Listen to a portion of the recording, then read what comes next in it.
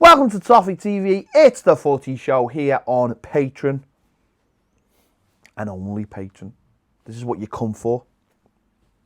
I mean, we do need a Footy Show that goes out on YouTube. No, we don't. No, we don't. This. No, the Footy Show is exclusive. I didn't say this. I mean, you've just said we need a Footy Show. Footy Show. What you're doing there is you're diluting the quality that our patrons come for. Maybe. They don't want the quality diluted. It's not going to get diluted. Well, I feel like they might feel like it. They might feel like Premier League show is a patron only. That's why I said a Footy. What you're doing is you are diluting the great content that our patrons come for and stay for. Okay. Most of them, anyway. Most of them, yeah. Most of them do. If you're going, then that's up to you. No, don't go. Don't leave me now. Please don't go. Oh, what a tune. Don't go. Anyway, yeah. Let's get into it. Champions League week. Lots going on. Very exciting Champions League week. I think what was exciting about it this week was a lot of it was like make or break for a lot of clubs. You know, anyone who was so a lot of teams just thought, let's just have a go. Let's see what we can get out of it. Like that goal so most goals ever, I think, in a Champions League round. Well, there was loads of goals, wasn't it? Lots of exciting moments. I mean, one team that you would have thought would have scored loads of goals didn't score any goals. Was it Freddie Mercury? Yeah. Barcelona! Maria Calabero, or whatever. That was a great Olympics, that. It's not ever really, to me, the 92 Olympics were like the Olympics where I just started, like, it was very much like the 1990 World Cup. It's when I started paying attention properly, and I think they got hold of it properly. I remember the Dream Team was a big thing for me. If people don't remember what the Dream Team was. Do you know what the Dream Team is, Baz? In the Olympics? Yeah. The American basketball team, but it had all the greatest. Players. I mean, people, I don't know, you got to be a certain age, but it had like the Jordans. There was like a collection of basketball players. Johnson's in it, wasn't he? When I was growing up, we were like just like household names, and that that was a great Olympics. I actually went to the Olympic Park in Barcelona. It's shit all now. No, it is. They just let it rot. Have they? Just let it. Well, think you played there. Espanyol played there. And I went to watch them, and it was just the whole place. The worst thing was they'd let everything like rust. So all the nice things, they didn't even like. I understand that the stadium, there was no upkeep of the stadium, which is mad. And what they essentially did was let everything else just rot, and everything was overgrown. And I thought that was really disappointing because it's supposed to leave a legacy. Yeah. And even if the place, even if like, you stop using the stadium or whatever, you should create a legacy, and they didn't, just let it rot, and it was really disappointing. I just felt really bad for Freddie. Because he was the main... He's in a different place now. Well, I don't think he's in Barcelona. Who knows? It's one of those questions you've got to ponder.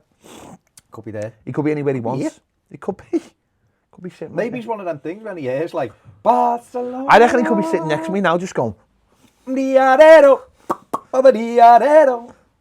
don't have the time. I genuinely, I don't believe people on YouTube would get this kind of content. I think only our Patreon viewers fully understand what where we are and what we're talking about. I think Patreon allows us the freedom. It does. To discuss for the first 5 minutes something which has absolutely nothing to do with anything else that we're talking about. You come for the Footy Show, you stay for the ramblings of basketball in the 90s and a dead entertainer. But what an entertainer. Maybe the great. I think Hugh Jackman might have something to say about that. He might, but he'll be wrong. No, listen. I'm just saying he might, because he starred in a very successful film called The Greatest Showman. That was about Barnaby. I know. Well, no, I'm not saying Hugh Jackman would say he was the greatest entertainer. Okay. I'm saying he'd have an argument because he'd be very close to Barnum, who... No, when you explain it by the character coming up, he'd be very close to Barnum.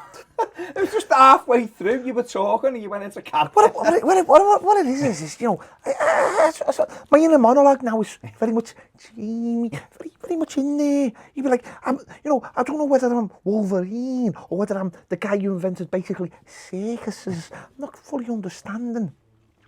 But what I would say about Hugh Jackman was that he was actually a dancer and a singer before he got Wolverine. A lot of people think he's this tough action man. He wasn't. He was a dancer and a singer before that. It was just that the guy who was supposed to play Wolverine dropped out, and he was in the right place at the right time. Do you know who was supposed to play Wolverine? It was a Scottish actor called Douglas Scott, who hasn't been in much. And he was supposed to be Wolverine. It would have been a terrible Wolverine. And it was just that Hugh Jackman was in the right place at the right time. And because he was actually, because of his build as well, because he was a dancer, he fulfilled what they needed and he got the role. And the rest is history, as we say. He is now...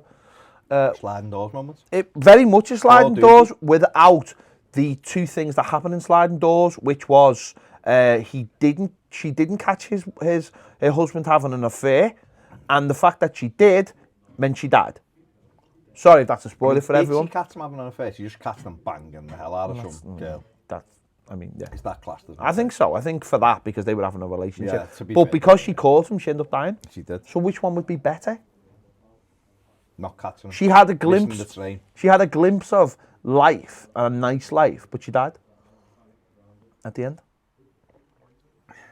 And yet in the other one, she was blissfully unaware. And lived. And I believe so lived. And had long hair. Didn't have the classic blonde bob. Written by Peter Howard. Who was Joey. in Bread. And There you I go, have man. a quarry with you today because you have not paid my money.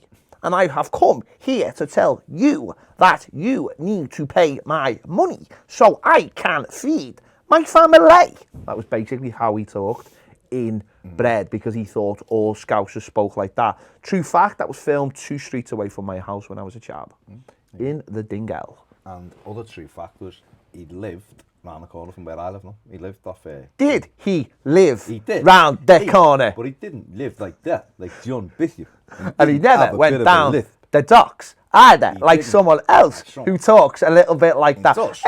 Is this the Footy Show? Yeah, let's go to because it's gone, apologies. It's gone very It's gone very AOB. Maybe we'll carry this on in AOB. Maybe. When I was down the talks. Smashing those. Go on, you get it. Group E, Liverpool beat Genk. I don't care. Oh, what a surprise. And What a surprise. yeah. And in the other game, which is really interesting, Napoli drew with Red Bull Salzburg. Haaland's kid scored a game. That was a 7? 7 goals. A lot of clubs circling. Apparently, he just wants to play for Everton. Die-hard Evertonian. I mean, that's a lie. He's a Leeds fan.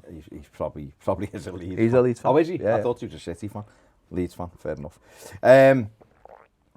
So yeah, he scored. Irvin Lozano, one-time Everton target, equalised just before half time. But the story for this, and I'm going to go because there's a bigger story. We're going to leave it, but we're talking about Napoli. We'll do it now. Is the fallout basically with the president. I mean, I've put the wrong story up, so that's not going to help. He wants them all to go and stay at the training ground because results haven't been good. Yeah. Obviously, Carlo Ancelotti is being included in that. But the Napoli players are saying that they're going to get their lawyers involved because they don't feel like they should have to go and stay in the training camp for 3 or 4 days. I mean, this happens in Italy, doesn't it, with this training camp mentality? I know that, like going back to Tacanardi, Arrigo Sacchi used to take their players to these training camps for 3 days before games and lock them away when he wanted to work on certain things. But should that really be happening now? What's the difference, right? What's the difference between that and going away for warm weather training in Dubai or Qatar? I don't, but when you're going for warm weather training, it's all planned out, isn't it? And you train anyway. I mean, the reality is there isn't, but it's planned. This is, I think, is on the back of, this is off the back of poor results, so that he's training. So basically, Napoli have said they will protect their rights after players reportedly refused to attend the training retreat. Club president Aurelio De Laurentiis ordered the team to attend a week-long training camp after slipping 11 points behind leaders Juventus. Manager Carlo Ancelotti and his players all returned home following their 1-1 draw with Red Bull Salzburg on Tuesday, and the club has not given any details of what sanctions the players may face. When you're a footballer, I believe you don't have any rights in terms of you sign all your rights away. You don't. When you sign a contract, you're not entitled to a day off. You're not entitled to anything. Essentially, you probably have to have certain amount of time off in a month. You will, because that's like it's literally I know, but right. what I'm saying is, if a manager says your day off this week's not Tuesday, it's Wednesday, or he says it's Wednesday and it's not Tuesday, or says you're not having a day off, you're coming in Sunday after the match, you can't say no. You just can't. Oh, but they get very well rewarded for that. That's what I'm saying. Well, yeah, the statement has said, the club announces that with reference to the behaviour of the players on Tuesday, it will proceed to protect its rights on an economic, capital, image and disciplinary levels in every competent jurisdiction. It's also made clear that the responsibility to decide on ordering days in a training retreat lies with Carlo Ancelotti. A press silence has been ordered from now until a date yet to be decided. A retiro where the team is confined to a hotel or sometime the club's training base is a common practice in Italian football. Martinez is doing this. For sides on a bad run. The club issued a further statement on Wednesday to clarify that the retiro was not a punishment for the players but a constructive move. Napoli Serie A runners-up. The past 3 out of the 4 seasons have only won 1 of their past 5 league games. Bloody hell, Everton would have never left the hotel or the training ground if we had their president, would we? I mean, the flip side to it is, I guess, is that president or the owner, he wants the club to be closing the gap, and in Serie A at the moment. Sorry, you finished? I was blowing. I've got a cold. I think what you were doing was just rebalancing, weren't you? You weren't yawning. I wasn't yawning. I've got a cold. I was getting some of the excess air out my lungs. Is that if the team aren't performing, I suppose he would say, well, I should be allowed to kick these players up the arse. They're very well, you know, very well paid. Yeah. Very well paid. Rewarded. Recompensed, I think I was going to say. For their play, you know, for playing and whatever, they have a great lifestyle compared to people who are working 70 hours a week. They're not doing the business. The biggest thing I can do to them is order them to go and train harder to try and get results. That's where he's coming from. Is this just a case of players have got too much power then? They're too protected. Have they got any power? In a bubble. Have they got any power? They haven't gone, have they? They've not done it. Well, hasn't he? I suppose. They've all gone home. Well, I suppose it's what happens next, isn't it? If they all decided they weren't doing it, then there's very little you can do other than, I don't know, maybe fine them. But it would all come down to what's in the contracts, I suppose.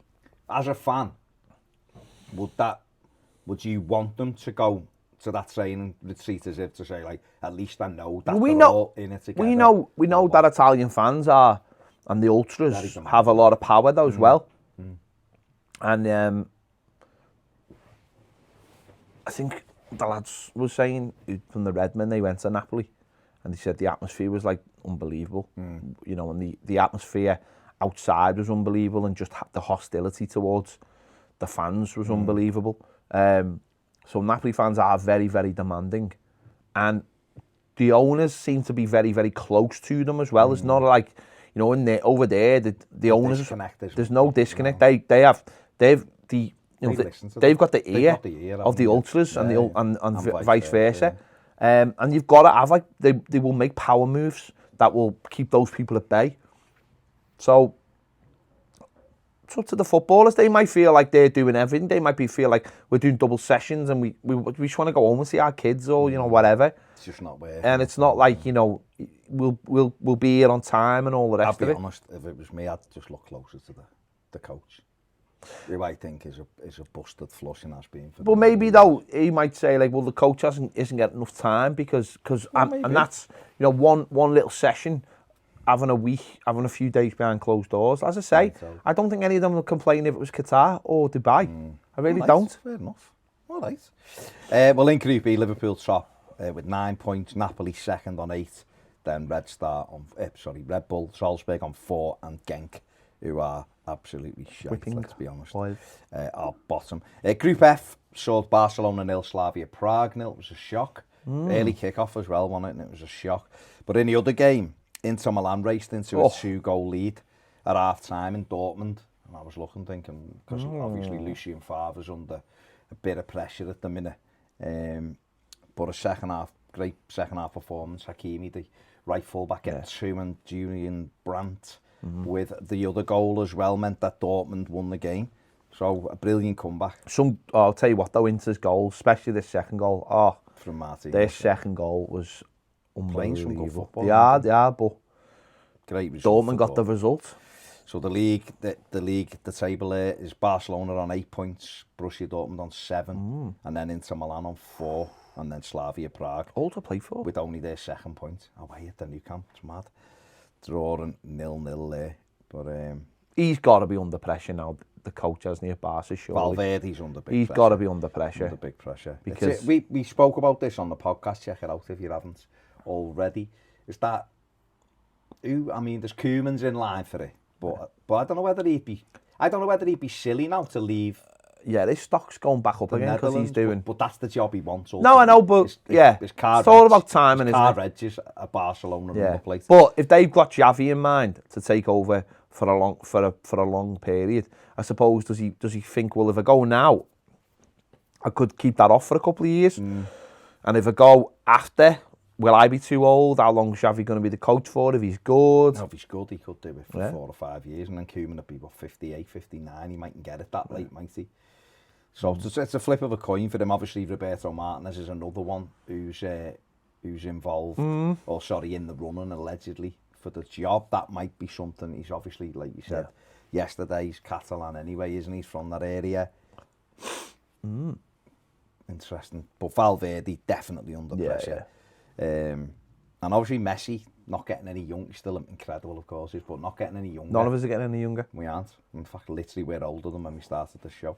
Just fact. But you're losing the key man, the man that has been kept everything going for 15 years. He's been part of an amazing side. He's been the reason why they're amazing side. You can't rely on him, and that. You know what? It's unfair to rely on him as well. You just. Because that's what happens to some top players, is that clubs do that, and then no one will ever destroy Messi's legacy. But then you start getting into situations where you're expecting someone to do something, and when they don't do it, they get all the criticism. When really the 2012 team, 2008 to 2012 team, greatest ever football team ever that's ever lived in the history of the world ever. That wasn't built just on Messi. That was built on the whole team. And now you're asking a player who is 10 years older to carry on that on his own. That's unfair. That's unfair. And you're absolutely right. You've got Ronaldo at Juventus, who's just part of a team, still scoring goals. Got 701 goals now, career goals, which is mad. Still scoring goals, but he's just part of what is looking like a good team. And so everyone's still lauding him. Yeah. And they're not all going if Ronaldo doesn't do it. But Barcelona, like I did it. I see 0-0 and went, didn't Messi play? Because automatically you go, he's the one that wins. He scored at the weekend and he made a massive deal of it, and they got beat 2-1. They got beat, But like Juventus have had a massive recruitment drive this summer, and yet you're right. They've gone to Ronaldo. You'll just play up front. We know what we want off you. We'll put energy in midfield, and you can score the goals for us. Whereas Messi, they're just like. They just keep, like a little donkey, keep on putting stuff on his back. I think that's why they wanted Neymar so much in the summer. I think that's why Messi wants Neymar. Messi knows that he might want to be one of the only people in the world that not only can take the legacy on, but wants to take the legacy on. Who's got the ability to... Suppose a front three, if they could get rid of Griezmann, Neymar and Messi. Is quite, because obviously Griezmann would then go through the middle where you'd see him. There's very few technical players like Griezmann's a good player, but he's not technical. You only have to look at Hazard going to Real Madrid, how he's not like technically anywhere near as good as a Messi. He's a good footballer, but he's not technically as good. It's weird how he stood out in the Premier League so much, isn't it? And when people go Premier League's the best, it's not. I know we're going to talk about Wenger, but Wenger said that he's gone there too fat. Too fat? He said he's, carrying too much weight. He said he's too stone. He said he was a stone or whatever he said. Probably didn't say stone because he's French. But he's like, he's X amount of kilos over. Yeah. He said he's too heavy, and he said he's only just starting to get rid of that now. And he said, I don't know whether that was a byproduct of being in the Premier League, needing that weight over. And I don't know. Or maybe he just had too many big lunches in the summer. I don't know. But that's what he said, but there is a difference in players. We've seen this for the last 10 years, is that players now, they want you to be, well, football clubs want players to be athletes. Skill is, It's a byproduct. you know, and Messi is, whether you like Neymar or not, Neymar, whether you like Neymar or not, he's still very, very good footballer. Technically can make things happen. Surround them with players, good players, which is, I mean, it's not that he hasn't got good players for PSG. We hardly play for PSG, that's the real problem. But you give him a role like Messi's and say, well, take Messi out and put you in, then actually it'll work. There's no one else. I don't see too many players anywhere else. You can do it. You got your Salahs of the world, but they're not there. They're not Messi's. They're more like Ronaldo. Yeah, the parts, and if you create them, and that's the problem. I'm not saying there's not loads of Ronaldos, but there's loads of Ronaldo types because they're athletes. Yeah. But there's not that many Messis. Mane's an athlete. We're not making. Mane's brilliant, but he's not a technical. No, we don't make plays like Messi. No. Well, you can't make plays like Messi. No. Well, he is one. He's just one off, isn't he? But anyway, yeah, Valverde under real pressure. So it'll be interesting to see whether or not he keeps his job. Into Group G, Leipzig won 2-0 at Zenit. Ademola Lookman wasn't he a bench warmer again? Probably. Let's have a look. I think he was. I think he was outside kicking a ball against the wall. Yeah, didn't even get on. They won 2-0 at Zenit. Lyon 3-1 winners over Benfica 2. Everton's alleged targets in the summer scoring, and Memphis Depay again. Wish we'd have got him so much. And Bertrand Traore, who was someone Everton had looked at as well. Wish we'd have got him as well. You know what we might need to start doing? Stop looking and just like get them. No, like actually just buy them. Buy them. Stop asking about them, buy them. Yeah, could help. In Group G, you've got Leipzig top 9 points, Lyon second with 7 points, Zenit with fourth, and Benfica bottom. Pretty open. 3 it is, because there's still 2 games to go. And Group H's the final game on Tuesday night saw a berserk game at Stamford Bridge. Chelsea 4, Ajax 4. Ajax winning 4-1. Yeah. And we saw 2 own goals. We saw 2 sendings off, 2 penalties, a goal disallowed for Chelsea at 5, which would have meant 5-4. Yeah. I mean, the second penalty was the big thing, wasn't it, for Chelsea? Because Chelsea, it was a penalty and 2 sendings off, which was absolutely. It was a pen, wasn't it? Well, he had his hand down by his side, and it hit his hand. And you know, this handball rule is just a bit weird, isn't it? Because we see one punched. We see actually somewhere where he's got his hand physically up in the air. No, I was watching it last night. I seen watching a bit of Champions League last night, and what game was it? Oh, it was the Real Madrid. I know it's only a minute, but penalty. Fella walks over to the monitor, has a look. Yeah, it's a penalty. Walks back, gives it straight away. I seen in the last night in the Man City game.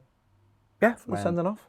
He gave a penalty for Sterling. Yeah. Then he went over and checked it, and he gave us a free kick because he was just outside, which is what VAR is brilliant for, because it was right on the line.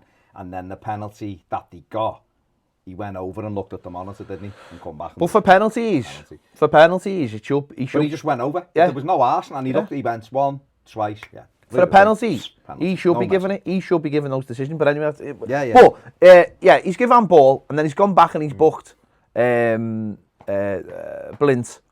Yeah. For a second yellow. He was gone. So he's gone, and then he goes and books. He goes and books the other centre back. Which for me, I think that's harsh. I think even if someone calls you in that heat of the moment, clucking Clint. Yeah. In that heat of the moment, when you've just sent someone off and a penalty, I think once you start going, you're off, that to me screams not right. Because that wouldn't happen at another time, it just wouldn't. But is that not just ill-discipline by? Should the Ajax players have not gone? I mean, I'd like to have said they're not going to change their mind, but you know what, with nowadays, who knows? Appeal. But the thing about it is, though, if they walk away there and say, like, if he walks away, and say, I know it's hard because emotion, and I like emotion. Emotion should be part of football. But senior players there should be grabbing players going, we've just lost a player, and these have got a penalty to make it. Would that have made it 4? That make it 4-2 or 4-3? Made it 4-2. Right, so that makes it 4-2. There's 20 odd. Sorry, made it 4-3. 4-3. Okay, 4-3. Back in it. 20 odd minutes to go. Right, you've got your senior players there have got to grab older players and go, we calm down. and we'll see this out. We'll try and see this out. We're a good team, and we'll try and see it out. Otherwise, if we concede and we're down to 9 men, there's nothing down for us. And there nearly wasn't, you know, as you said, they got the 4th, and then they got a 5th, and it was disallowed.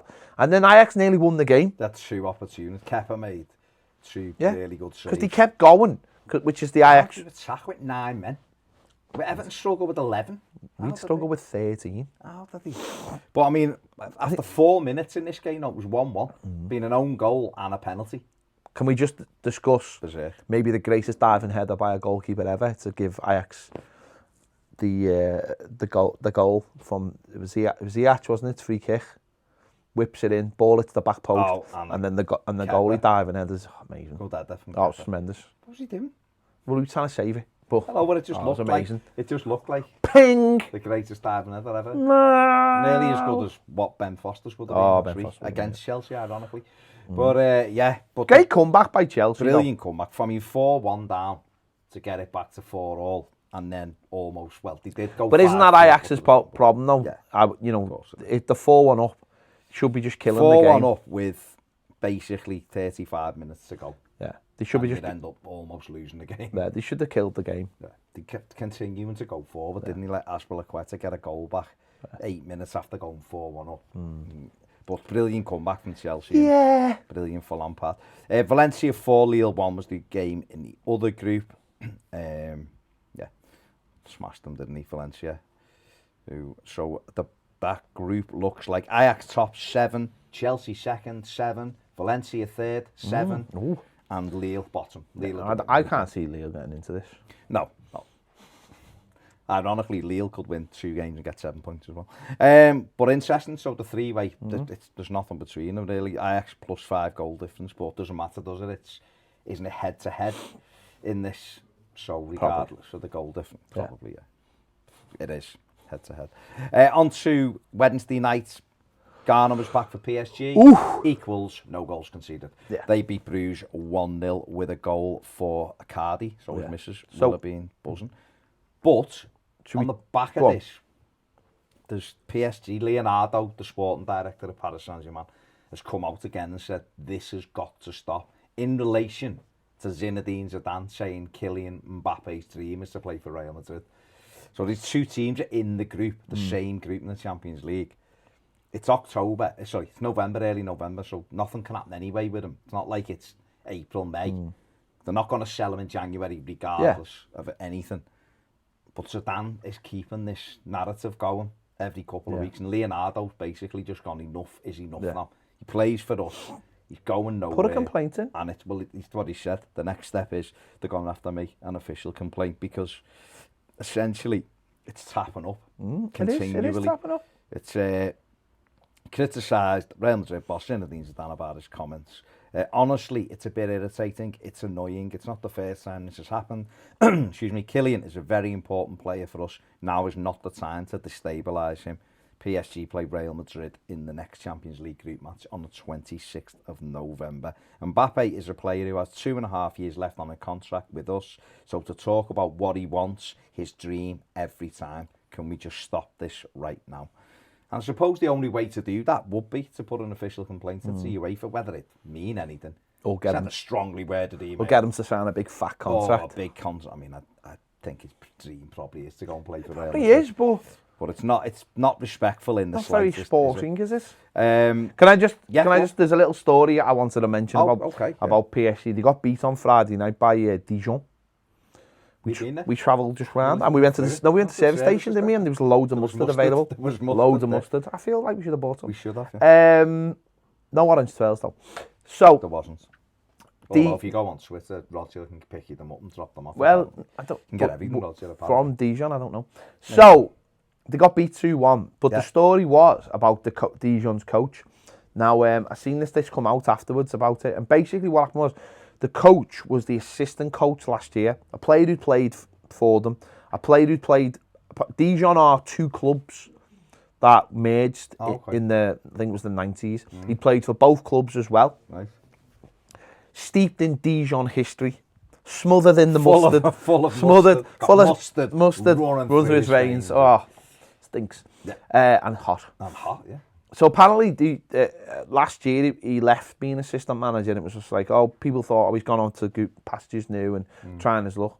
But a story emerged that apparently the coaches at Dijon had a poker game going, and one of the other coaches had won and took all the money and had put it in his locker. And apparently every week, little bits of money was just going missing. So not all, just a little bit, maybe probably whoever the culprit was probably thought he wouldn't notice.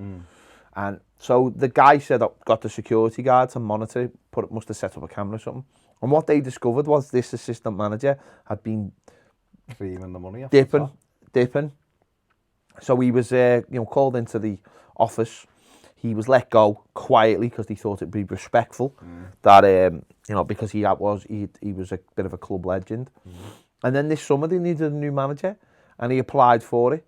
And the president said, well, I don't know whether this was apparent at the time, but he just basically said this guy is steeped in history, steeped in the old mustard. Has a baffin and everything apparently. Eau de la Mustide. Coleman's for men. What a like? I don't know. Be hot. I don't know.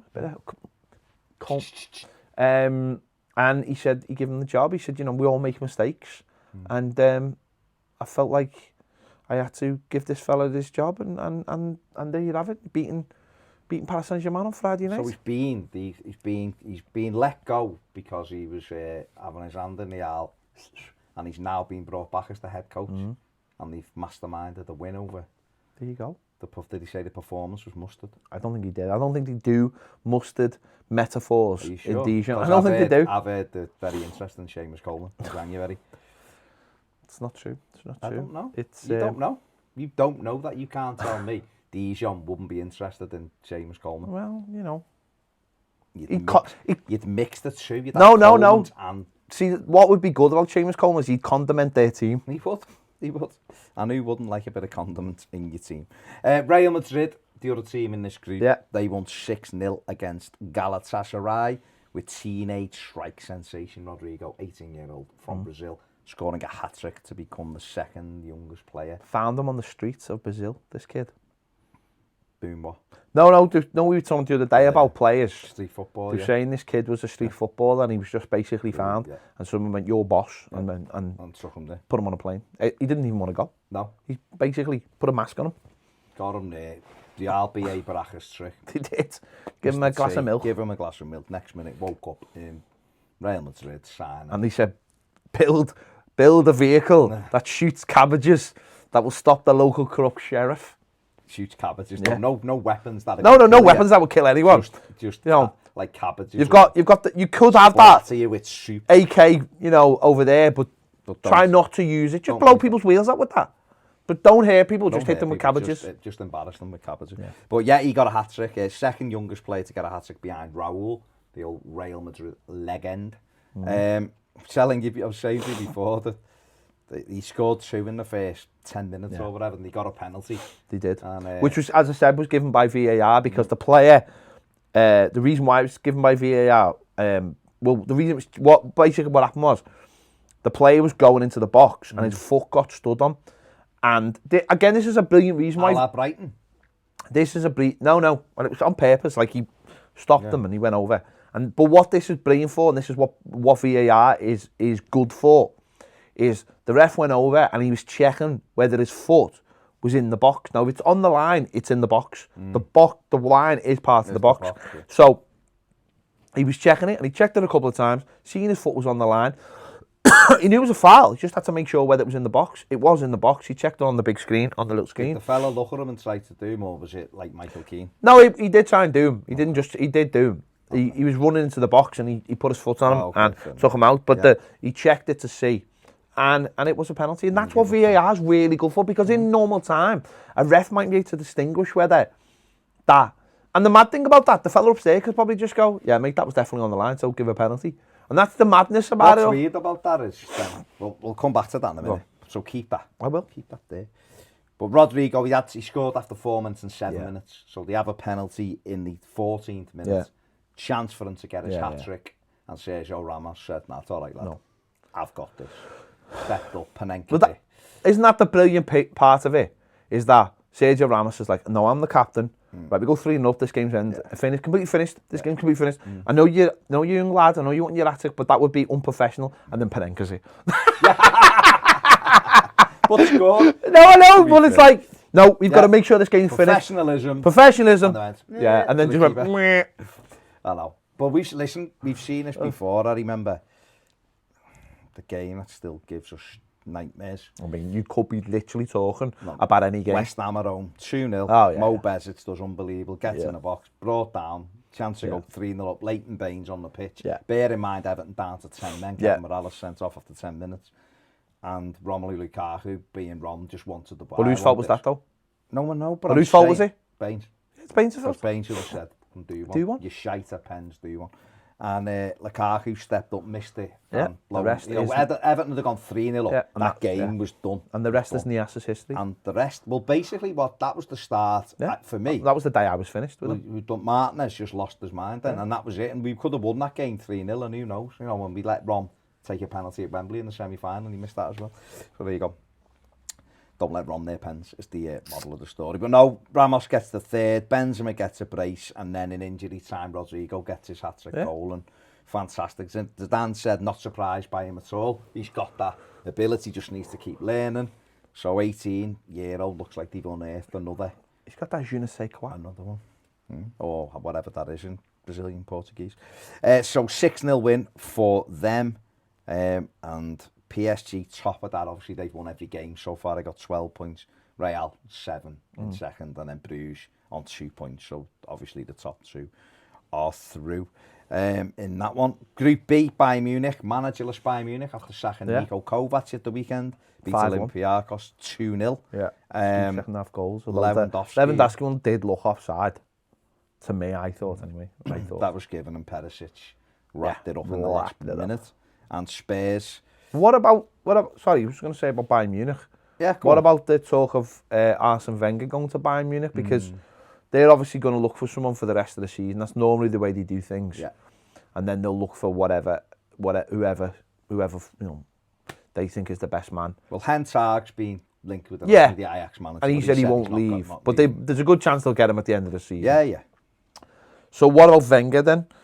Dipping his toe back into the football pool? Yeah, I mean, something we spoke about, and I think it'd be a really good fit for Munich. He's come out and said he's had no contact with them. He said what he said was, I've never refused to talk to Bayern Munich because I know the people who've led the club for the last 30 years. I was nearly going to Bayern a long, long time ago. At the moment, I haven't talked to them at all. We've not talked to each other, and I don't know whether we will. So that's from Arsene Wenger. Now, on paper, does it look like a good fit? Looks like a brilliant fit. I think it looks like a brilliant fit. I think. I mean, he's younger. I mean, even Wenger to Everton would probably look like a good fit. He's younger than normally this like the. Well, he went and got Jupp Heynckes, didn't he, a couple of years ago when he was 74 or something. He come in and won the league and was sound and all that. They tried Kovac, new young coach. And what I found really interesting was Bayern spoke about it, talking to him on Monday. He said we sacked him.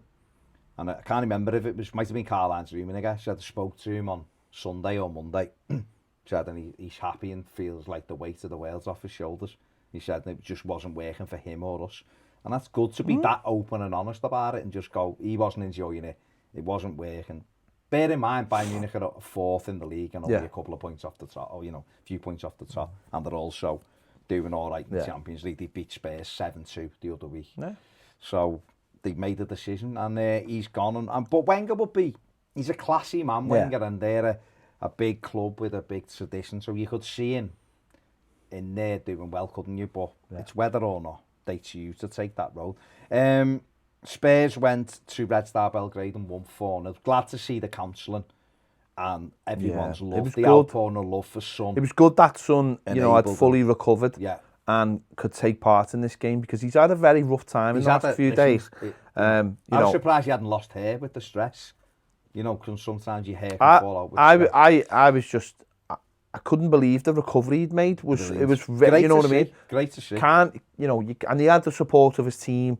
And Harry Kane hugged him. Most of the media have been supporting him as well. In what has been a really tough week for him. Oh God! He's been the victim. 3 days. He's been the victim of a brutal attack by Andre Gomez. Andre Gomez and the Goodison Park pitch. You know, has brutally attacked them, and I feel like this was just justification for him. God. I mean, he's not that kind of player. I couldn't have been. He's not that kind of player. No, he's not. He's not that kind of player. He's a great lad. He's not that Sonny's not that kind of player. Do that. He's a lovely fella. And it was a lovely touching moment when he scored that he ran to the camera and went like that. I'm sorry. I liked it when he run over and he said, "Thank you for praying for me." Yeah. That's what he was saying, wasn't he? Was it not for Gomez? No. He was running to go and thank you for praying for me. You're praying for me. Yeah. Look, I love the people who prayed for me. Okay. That's what he was saying. Fair play to him. So fair play. Fair play. Lo Celso scored his first goal for Spurs after 34 minutes, and Christian Eriksen, who's obviously a bit more relaxed about what his missus is up to, scored with 5 minutes left to give them a 4-0 victory, of course. So, top of the group, Bayern have won every game, which again, when you look at Kovac, that this isn't mad. Isn't that more, but that's what you said before, it's quite telling though, is that it's not just about the results, it's about the pressure and the stress. And the stress, yeah. So they're Bayern are through anyway. Tottenham 7 points, Red Star 3 points, and Olympiacos 1. So it isn't, even though you'd expect Spurs to get through, they still have to go to Bayern, which means that could be a defeat.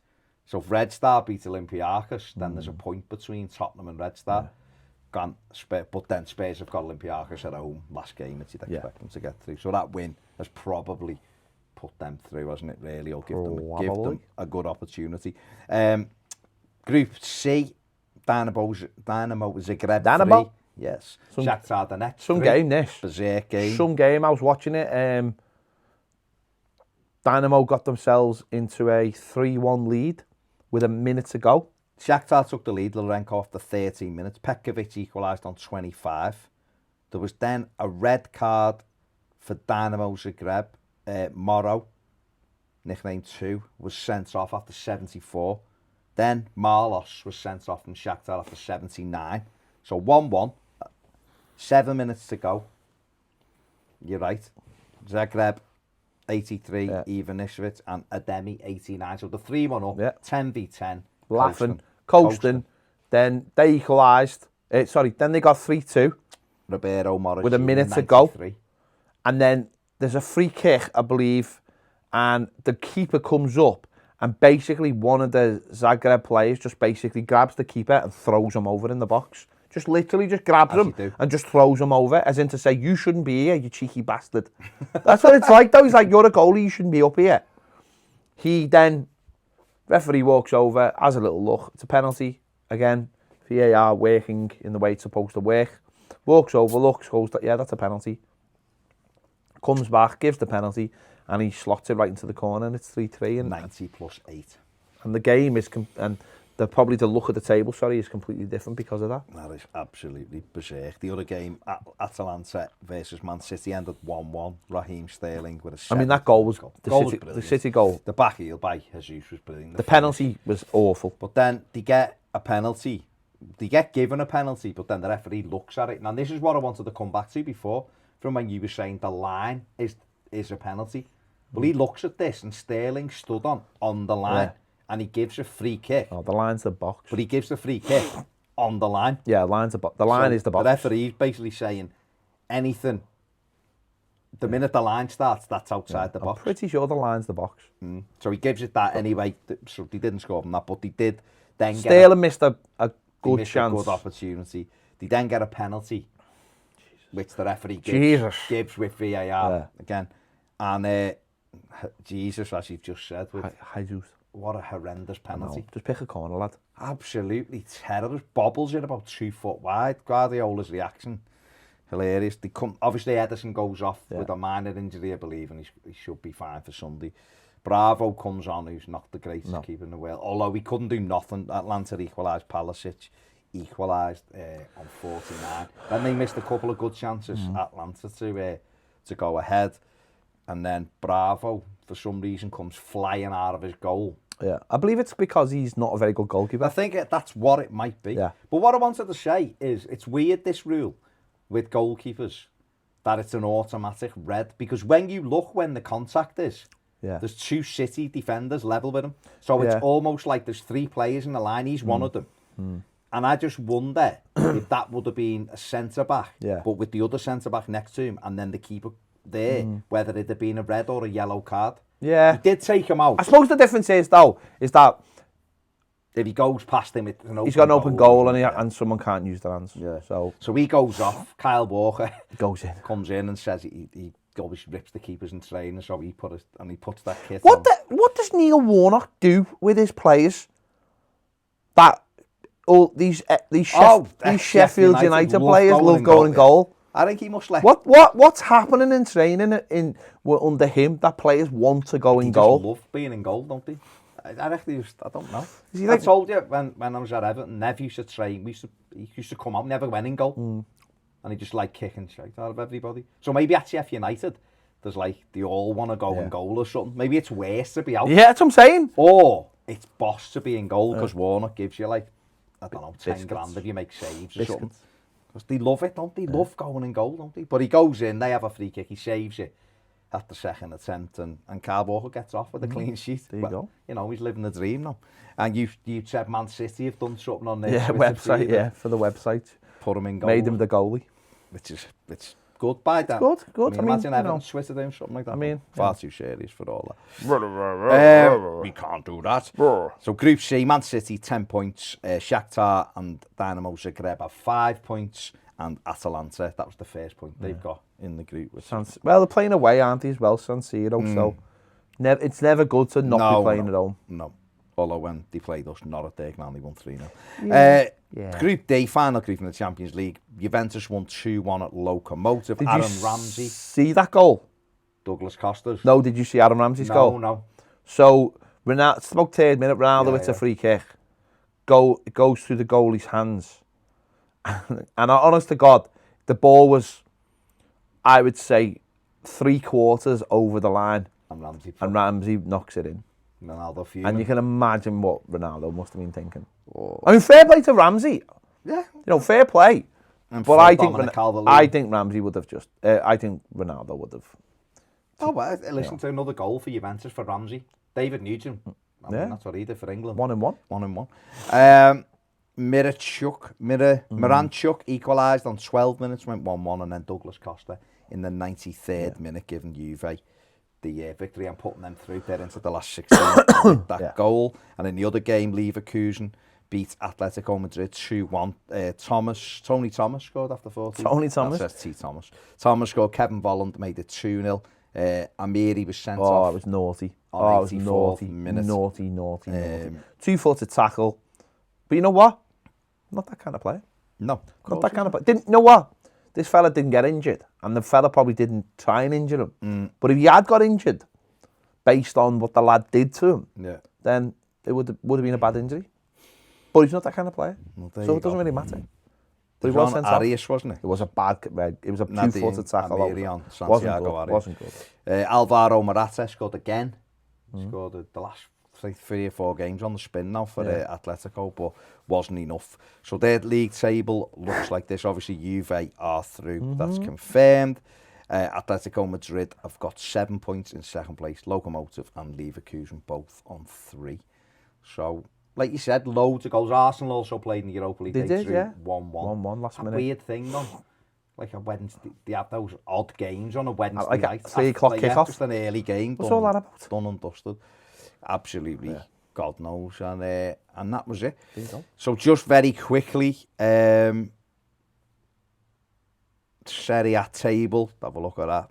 All over La Liga. So Barcelona top, 22, Real 22, Sociedad 22. Obviously, the top 2 have got a game in hand. Yeah, they've got the Clasico, Atletico Madrid 21, Sevilla 21, bloody hell. Granada 20, Getafe 19. Oh my God! So down to 7th, 1 win separates the top and 7th, which is very, very interesting. The biggest story, obviously, of the weekend was Sandro scoring for Valladolid after a 2-year absence. Robles.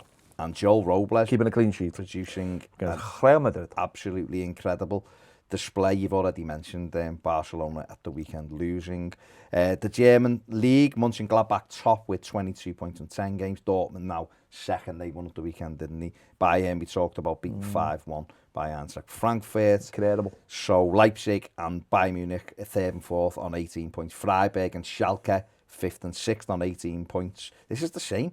Take Mönchengladbach got 22 points, but Dortmund on 19 all the way down to Hoffenheim on 17 in 9th position, Crazy. 2 points. Crazy. 2 points. Leipzig won 8-0 at the weekend against Mainz, just so you know. And then in Italy, Juve top 29 points, unbeaten. Inter Milan second on 28, and then Roma third on 22. What about suppose we should definitely speak about Balotelli from the weekend. What's he done? I didn't say. Well, he got the monkey chance, wasn't it, on him? And, so they were doing it, and there's actually a video from where they were doing it. And he just grabs the ball and picks it up, and they're all like, yeah, they're all laughing at him. And he was threatening to come off, and the players convinced him to stay on, and he scored an absolute worldie.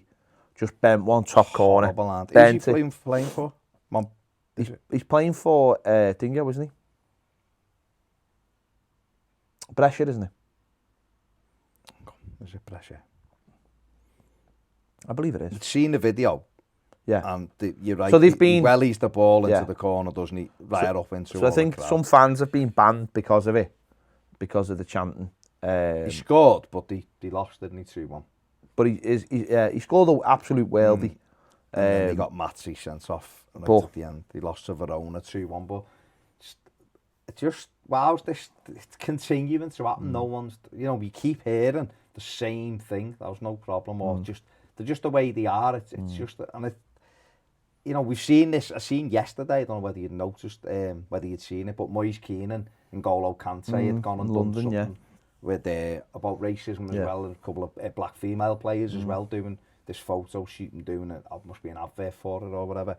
And you're seeing this at the weekend in one of Europe's top 5 leagues, a massive. There's no punishment. That's why, isn't there? There's no consequence for it.